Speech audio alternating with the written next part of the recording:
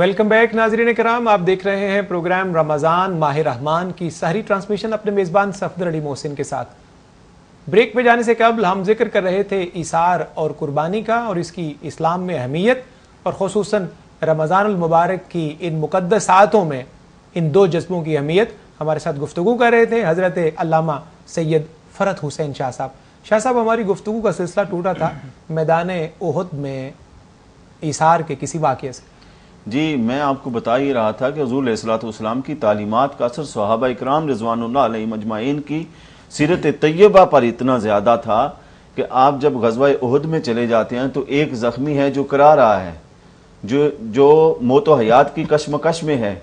उसको पानी पेश किया जाता है तो साथ दूसरे भाई के कराने की आवाज़ आती है। वो अपनी जान की कुर्बानी देता है, इशार करता है वो और इशारा करता है कि उसको पानी पिला दो। पानी उस तरफ जाता है, साथ दूसरे के कराने की आवाज आती है तो वो खुद पानी नहीं पीता, अगले को पिलाने की बात करता है। ये एक ऐसी जिंदा मिसाल है इसार की। और फिर रमजानुल मुबारक के हवाले से कभी आप देखें मौला कायनात हजरत अली उल मुर्तज़ा और सैयदा कायनात हजरत फातिमा ज़हरा, इन दोनों नफूस कुदसिया को अगर आप देखें तो आपको पता चलेगा, आपने रोजा रखा तो दरवाजे पर कोई मस्कीन आ गया और उसने आकर दस्तक दे दी। जब इफ्तार का वक्त हुआ, खाना सामने पड़ा है, इफ्तारी करनी है, तो अब ये है, ये नफ्स का इशार है कि भूख खुद लगी है, प्यास लगी है, खाने पीने की जरूरत है जिस्म को, पूरा दिन रोजा रखा है, लेकिन मिस्कीन जो है वो आकर दस्तक देता है, आप सारे का सारा खाना उठाकर उस मिस्कीन को दे देते हैं। दूसरे दिन फिर रोजा रखते हैं और जब इफ्तार का वक्त आता है तो यतीम आ जाता है और वो आकर दस्तक देता है, अब खाना उठाकर उस यतीम को दे देते हैं। तीसरे दिन फिर रोजा रखते हैं, कैदी आ जाता है और सारे का सारा खाना उठाकर कैदी को दे देते हैं। तो फिर अल्लाह ताला भी रश्क करता है ऐसे बंदों पर और इनके ऐसे वाकयात को कुरान का मजमून बना देता है कि आतल माल अला हुब्बे ही, कि वो अपने माल को अल्लाह की मोहब्बत पर खर्च कर देते हैं। मस्कीन आए तो मस्कीन को दे देते हैं, यतीम आए तो यतीम को दे देते हैं, मस्कीन आए तो मिस्कीन को दे देते हैं। गोया कि रमज़ानुल मुबारक में रोज़े की हालत में वैसे भी इंसान को ये एक दर्स मिलता है कि इंसान के अंदर ये जो है वो आदत ज़्यादा पैदा हो जाती है। उसको पता है कि अल्लाह ताला की रज़ा भी मिल रही है और पूरे का पूरा माहौल भी ऐसा बना हुआ है कि ईसार करने से मुआशरे कायम होते हैं, मुआशरों के अंदर ज़िंदगी पैदा होती है। अगर बंदा फ़कत अपनी जान के लिए जीने की बात करे, दूसरों के लिए जीने की बात ना करे, इसे नफ्सा नफ्सी कहते हैं, इसे अफरा तफरी कहते हैं। इससे ज़िंदगी नहीं मिलती। ज़िंदगी कौमों को तभी मिलती है जब दूसरों के लिए जिया जाए। बहुत खूब आपने इरशाद फरमाया। मैं इस सवाल के बाद दूसरा सवाल आपकी खिदमत में अर्ज करना चाहूँगा ताकि गुफ्तगू का सिलसिला हमारा जारी रहे। इसार और कुर्बानी को अल्हम्दुलिल्लाह हमने अच्छा समझा, आपने बड़े खूबसूरत अंदाज में उसको एक्सप्लेन किया। मैं चाहूँगा कि इस माह मुबारका में एक और दूसरे मौजू को भी हम टच करते जाएं। अल्लाह रब्बुल इज़्ज़त के जो बंदों पर और ख़ुसूसन मोमिनीन पर हकूक़ हैं, रमज़ान शरीफ के अंदर भी और रमज़ान के बाद भी, आजकल ख़ुसूसन हम उन हकूक़ को पूरा करने में बड़ी तनदही से लगे हुए हैं, बड़ी रग़बत के साथ, बड़े खुशू व खुशू के साथ। फ़र्ज़ नमाज़ें भी अदा कर रहे हैं, नवाफिल भी अदा कर रहे हैं, कुरान करीम की तिलावत भी हो रही है, दीगर अज़कार औराद और वज़ाइफ भी हमने अपने वजूद का हिस्सा बनाए हुए हैं। अल्लाह रब्बुल इज़्ज़त के तमाम हकूक़ अदा करने की हम पूरी कोशिश कर रहे हैं। लेकिन अल्लामा साहब, यहाँ सवाल मेरा आपसे ये है कि अल्लाह के हकूक़ के लिए तो हम पूरी तनदही से काम कर रहे हैं इस माह मुबारका में, ये समझ कर कि हमें एक नफल जो है वो फ़र्ज़ के बराबर, फ़र्ज़ 70 फ़राइज़ के बराबर हमें अजर दे रहा है। लेकिन क्या इस सारे माहौल में बंदों के जो हकूक़ हैं बंदों के ऊपर, जिन्हें उर्फ़ आम में हम हुकूकुल इबाद कहते हैं, क्या उनसे सरफ़ नज़र करके और सिर्फ अल्लाह के हकूक़ पूरे करके हम रोज़े को सही सूरत में कामिल सूरत कह सकते हैं? देखिए जी, इस हवाले से अगर इंसान गौर करे तो दीन इस्लाम की तालीमात ने हमें हुकूक व फ़राइज़ के बंधन में बांध रखा है। सही, इसमें हुकूक भी हैं, इसमें फ़राइज़ भी हैं, इबादात भी हैं, मामलात भी हैं। दीन इस्लाम की अगर इबादात को देखा जाए तो इबादात मश्क हैं मामलात सिखाने की। कि अगर किसी ने किसी काम में महारत हासिल करनी होती है तो पहले उसको एक्सपेरिमेंट करवाया जाता है, पहले उसको तजर्बा करवाया जाता है, उसके बाद उसको नतीजा दिखाया जाता है कि इसका ये नतीजा निकलेगा। आप अपने निज़ाम इबादात को देख लें, मिसाल के तौर पे अल्लाह ताला ने सबसे ज़्यादा जिसका हुक्म इरशाद फरमाया वो वाक़ी मुसालात है, نماز کو قائم کرنا ہے۔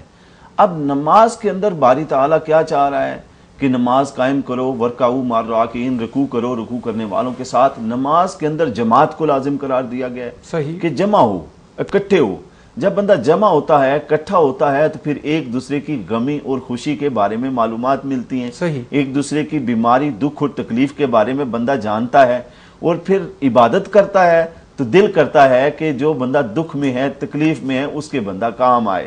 اسی طریقے سے فرمایا کہ جمعہ کے دن جمع ہوا کرو۔ پہلے تو تم اپنے محلے کی مسجد میں جمع ہوتے ہو، پھر پورے کا پورا گاؤں، پورے کا پورا شہر مل کر ایک بڑی جامع مسجد کے اندر جمع ہو، تاکہ دور دور کے لوگوں کے حالات سے بھی آپ کو خبر ہو۔ پھر فرمایا اگر اللہ تعالیٰ موقع دے تو پھر وَلِلَّهِ عَلَى النَّاسِ حِجُّ الْبَيْتِ مَنِ اسْتَطَاعَ إِلَيْهِ سَبِيلًا، کہ اس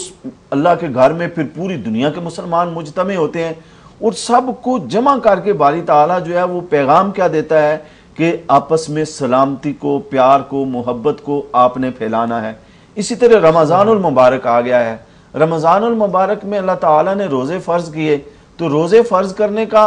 مقصد فقط یہ تو نہیں ہے کہ انسان کو بھوکا رکھنا ہے، یا انسان، آج تو کوئی انسان بھوکا رہتا نہیں، ہم تو جو روزہ رکھتے ہیں رات کو پتہ نہیں کتنی طرح طرح کے انواع و اقسام کے کھانے پڑے ہوتے ہیں، اور اتنا زیادہ کھا لیتے ہیں کہ جسم کو ہی ہم پالتے رہتے ہیں۔ در حقیقت روزہ رکھنے کا بھی مقصد یہ تھا تاکہ بھوک کا احساس ہو، کہ جب بھوکا بندہ ہے اس کو کھانا کھلانے کا احساس ہو، جس کے ہاں پینے کو کچھ نہیں ہے، کھانے کو کچھ نہیں ہے، جو بیمار لوگ ہیں، جو کمزور لوگ ہیں، وہ کیسے زندگی گزارتے ہیں۔ اصل میں تو یہ مشق انسان کو جو کروائی جا رہی ہے، اور اللہ تعالیٰ نے تو قرآن مجید میں جا بجا ارشاد فرمایا ہے کہ جو میں نے تمہیں صلاحیتیں دی ہیں، ان صلاحیتوں کو میری راہ میں خرچ بھی کیا کرو۔ خرچ کرنے سے مراد فقط یہ نہیں ہوتا کہ بندہ مال و دولت ہی خرچ کرتا ہے، بلکہ اللہ تعالیٰ نے اگر علم کی صلاحیت دی ہے، ہنر کی صلاحیت دی ہے، اللہ تعالیٰ نے آپ کو کوئی مقام و مرتبہ دیا ہے، طاقت دی ہے، روب دیا ہے، کوئی معاشرے کے اندر سٹیٹس دیا ہے، تو ہر چیز کو دوسروں کے لیے استعمال کیا جائے۔ اس کی محبت پر وَآتَ الْمَالَ عَلَىٰ حُبِّهِ ذَوِي الْقُرْبَىٰ وَالْيَتَامَىٰ وَالْمَسَاكِينِ وَابْنِ السَّبِيلِ، یتیموں پر، مسکینوں پر، اور پھر اللہ کی راہ میں بندہ نکل آئے۔ یہ ہمیں بات اچھی طرح یاد کر لینی چاہیے کہ اللہ تعالیٰ نے اپنی عبادت جو ہمارے اوپر فرض کی ہے وہ بھی اس لیے کی ہے کہ بندوں کو، رب کے بندوں کے حقوق پورے کرنے آ جائیں۔ خوب، ماشاءاللہ۔ اور بندہ اگر وہ حقوق پورے کر لیتا ہے اور وہ حقوق پورے کر کے پھر عبادت کرتا ہے، تو اس کا سجدہ بھی اللہ کی بارگاہ میں قبول ہے، اس کا روزہ بھی اللہ کی بارگاہ میں قبول ہے، اور اس کی تلاوت بھی اللہ کی بارگاہ میں قبول ہے۔ اور اگر اس کا ساتھ کا پڑوسی جو ہے وہ بھوکا مر رہا ہے اور وہ سیر ہو کر پیٹ بھر کے کھانا کھا کے روزہ رکھتا ہے، افطار کرتا ہے، حضور صلی اللہ علیہ وآلہ وسلم نے ارشاد فرمایا کہ لا یؤمنو لا یؤمنو لا یؤمنو، اس کا کوئی ایمان نہیں ہے، اس کا کوئی ایمان نہیں ہے، اس کا کوئی ایمان نہیں ہے۔ صحابہ اکرام رضوان اللہ علیہم اجمعین نے پوچھا قیل یا رسول اللہ لمن لا ایمانا،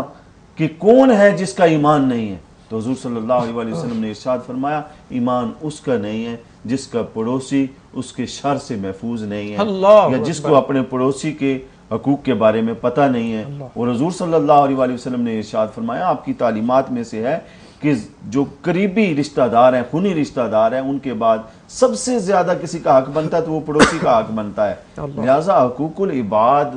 کی تلقین رمضان المبارک میں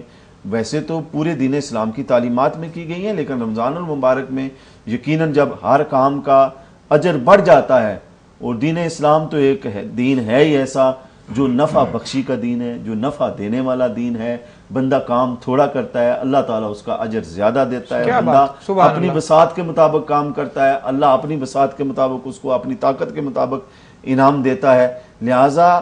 رمضان المبارک میں ہمیں چاہیے کہ ہم اللہ کے بندوں کے حقوق کو پورا کرنے میں لگے رہیں۔ کسی کو ناراض کیا ہے تو اس کو راضی کر لیں، کسی کے ساتھ ہماری کوئی دشمنی ہے اسے دوستی میں تبدیل کر لیں، کسی کو ہم سلام نہیں کرتے ہیں اس کے پاس سے خاموشی سے گزر جاتے ہیں، اس کو سلام کر لیں، کسی کا حق ہم نے غصب کر رکھا ہے، کسی کی زمین پر قبضہ کر لیا ہے، کسی کو ناجائز مقدمے میں پھنسا دیا ہے، تو یہ ہمارے پاس بہترین موقع ہے کہ اس بندے کو راضی کریں، اللہ کی بارگاہ میں معافی مانگیں، اللہ تعالیٰ معاف بھی کرے گا اور اپنے انعامات سے بھی بندے کو نوازتا چلا جائے گا۔ انسان تو جو ہے وہ بنایا ہی ایسا گیا ہے کہ انسان دوسروں کے لیے آج ایک دشمنی، عداوت، حسد، کینہ، اس کے دل میں بھرا ہوا ہے، اس سے چاہیے کہ یہ ایک بہترین موقع ہے، پتہ نہیں زندگی میں پھر رمضان المبارک کی یہ برکتیں ملیں یا نہ ملیں، اس لیے یہ بہترین موقع ہے کدورت کو دور کرنے کا، نفرت کو دور کرنے کا۔ اہل اللہ کا معمول یہ رہا ہے، اللہ کے نیک بندوں کا یہ معمول رہا ہے کہ رمضان المبارک کی راتوں کو جاگ جاگ کر وہ اللہ کی بارگاہ میں دعائیں، التجائیں، مناجات کرتے ہیں کہ مولا ہماری دلوں کو پاکیزگی دے دے، ہماری روحوں کو پاکیزگی دے دے، تاکہ ہم تیرے صحیح معنوں میں بندے بن جائیں، اور اس کے بندے وہی بنتے ہیں جو اس کے بندوں کے حقوق کو پورا کرتے ہیں۔ لہٰذا ہمیں چاہیے کہ ہم حقوق العباد کو پورا کرنے کی پوری بہت خوب، بہت خوب۔ ناظرین محترم، آپ نے سماعت فرمائی حضرت علامہ سید فرحت حسین شاہ صاحب کی یہ خوبصورت اور نفیس گفتگو، جس میں بڑی خوبصورتی سے انہوں نے ہمیں سمجھایا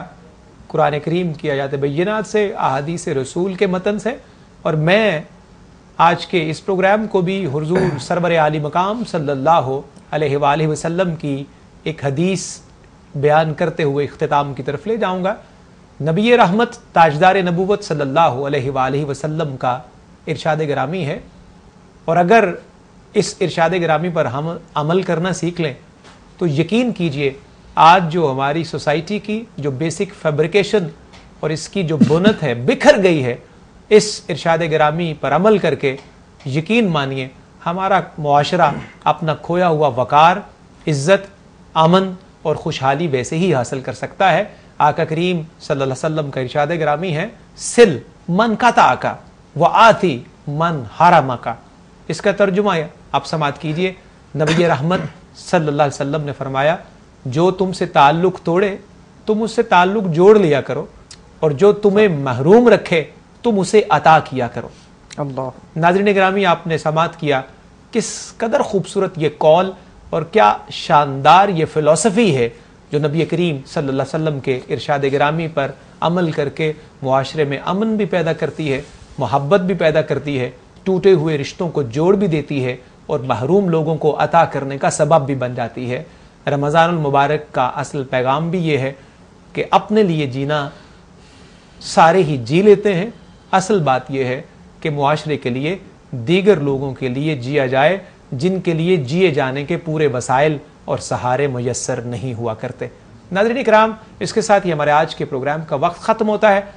اجازت لینے سے قبل میں شکر گزار ہوں حضرت علامہ سید فرحت حسین شاہ صاحب آپ کا، اور قاری طالب حسین یمنی صاحب آپ کا۔ آپ تشریف لائے اور پروگرام کو زینت بخشی۔ ناظرین کرام، اس کے ساتھ ہی ہمارا پروگرام ختم ہوتا ہے۔ آج کی اس ساری ٹرانسمیشن سے اپنے میزبان صفدر ڈی محسن کو اجازت دیجیے، اس پیغام کے ساتھ کہ رمضان المبارک کے ہر لمحے کا خیال کیجیے اور کوئی لمحہ غفلت میں بسر نہ ہو۔ اجازت دیجیے، اللہ حافظ و ناصر۔